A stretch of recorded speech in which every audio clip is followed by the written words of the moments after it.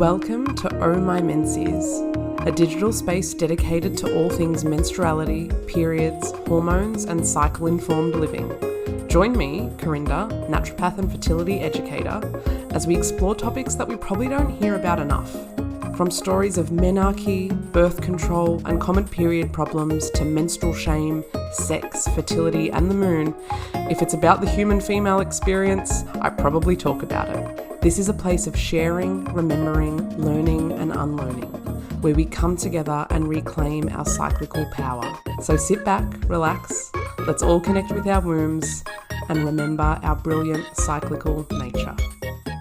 Hello. This is a little drop dose of Oh My Menses. I just want to come in here, spill some thoughts that I'm having, and let you digest them and process them however they land for you in your body. Something that occurred to me today, and I'm sure has occurred to me before, but really landed today, was that I saw going on the pill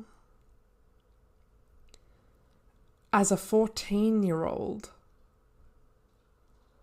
a rite of passage, because my mum was on the pill. And I thought that going on the pill meant becoming a woman. I thought it meant that I was entering into this beautiful awakening of puberty and female sexuality and enhancing my feminine qualities. I literally believed that was a rite of passage, that it was almost natural, because I knew my mum was taking it. And what young, impressionable girl doesn't want to do something that her mum's doing that may bring her more connection with her mum, that may make her more relatable to her mum? And the heartbreaking part of it is that the pill does exactly the opposite of helping a young female body enter into puberty and accentuate feminine qualities and connect you to your feminine cyclical power and your sexual power. That is power. It does precisely the opposite. It literally takes that power away from you.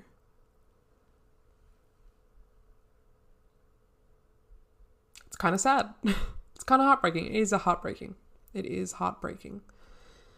And this landed for me today after re-listening to a podcast interview with Dr. Geraldine Pryor, who is a Canadian doctor who established the Centre for Menstrual Cycle and Ovulation Research. I think I'm doing the acronym correctly, expanding the acronym correctly. And she was reflecting in this interview how when we are teenagers and we have irregular cycles or some kind of hormonal issue, it's usually just because our brains aren't used to talking to our ovaries yet, and vice versa. That is a delicate pathway of communication in every female body that needs to be primed and supported.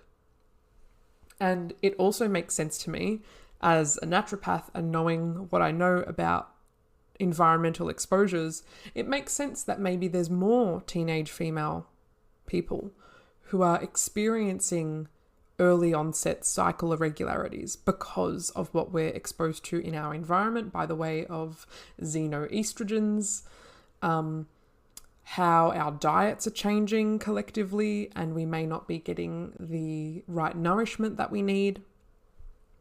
So to me it makes sense that our hormones and our cycles would be communicating to us, hey, there's an imbalance here. Hey, something's wrong.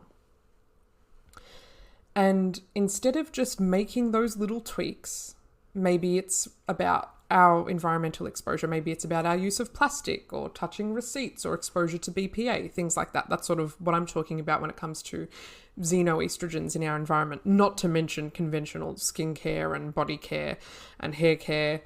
So many things that we could just eliminate would fix so many hormonal issues that we're seeing. We could simply tweak the diet to be more supportive of a growing female body that is starting to produce more estrogen, that is going to be producing progesterone for the first time. Maybe there's some nervous system regulation to be worked with there. Maybe even at an age of 10, 11, 12, younger, slightly older, there's probably some nervous system and trauma resolution work to be done. Deep healing to be done, to be started at that age. Because that can also be a reason why a period isn't regular for a teenage girl. But instead of making these tweaks from a holistic perspective, the mainstream medical model's approach is to cancel out the cycle altogether. Oh, your periods are irregular? Cool, take the pill. And it's under the guise that that pill is going to make your cycles regular. That's how it's presented to so many of us. That's how women reflect on their cycles. Oh, I'm on the pill, so I've got regular periods. My cycle's regular. Oh, and I take the pill. But that's not what's happening. There's such a disconnect between the information that we receive from health professionals and doctors and people that we trust with our health versus what's actually happening in our bodies. Biological facts.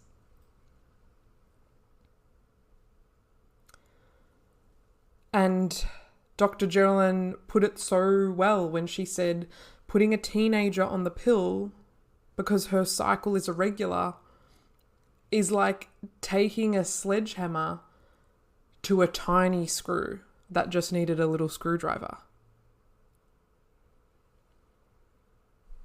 And it's pretty devastating. And it's pretty devastating for me to realize that for so many years, in my high school years, I thought I was more of a woman,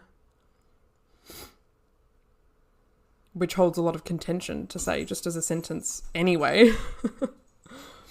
But at the time I was more of a woman because I was taking this medication and I had no idea what it was doing to the parts of me that I associate with womanhood. I had no idea how it was cancelling out my cycle. And my mum had no idea. Flash forward 4 years when I learnt the fertility awareness method when I was 18, I was the one telling my mum how menstrual cycles worked. And she was skeptical. She was skeptical when I was telling her about ovulation and periods because she'd been indoctrinated into this norm of using synthetic, quote-unquote, hormonal contraception as a medical treatment for period problems.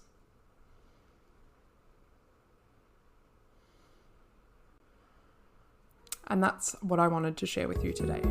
Thank you for joining me for another episode of Oh My Menses. If you have a special request of something you'd like to hear me talk about, or you have any questions that you want to ask me, please drop me a line at hello@karindaholistics.com.au. I would like to acknowledge the land and country on which I live, work and create, that of the Wurundjeri people of the Kulin Nation. I honour their connection to land, sea, flora and fauna across this country. I I pay my respects to the elders of these communities, past, present, and forthcoming.